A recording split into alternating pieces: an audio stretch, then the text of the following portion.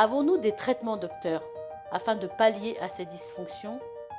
Oui, aujourd'hui, nous avons une panoplie de médicaments. Tout d'abord, la cause ou les causes des difficultés érectiles doivent être établies. Le problème peut être d'origine psychologique ou physique, et le traitement sera en conséquence adapté. Ainsi, la psychothérapie et la thérapie comportementale peuvent parfois être bénéfiques lorsqu'on n'a pas pu déceler des causes physiques aux difficultés érectiles ou lorsque le patient refuse un traitement médical. Il existe divers modes de traitement de la dysfonction érectile.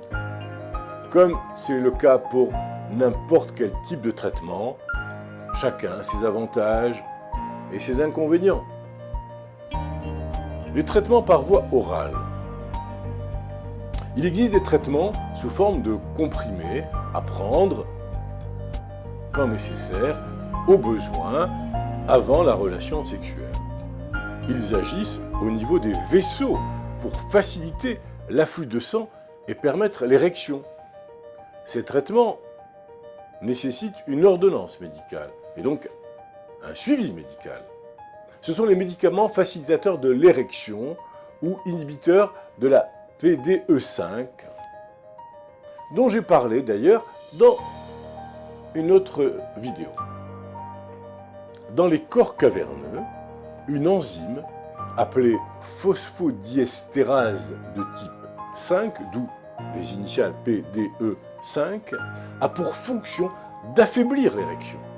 Il existe des médicaments qui vont bloquer l'action de cette enzyme, assurant ainsi le maintien d'une érection plus longue et de meilleure qualité. Je citerai les 3 grands médicaments qui existent sur le marché actuellement. Le sildenafil, qui est le Viagra, le taldalafil, qui est le Cialis, le vardenafil, qui est le Levitra. Un autre arrive actuellement, qui est l'avanafil et qui s'appelle le Spedra.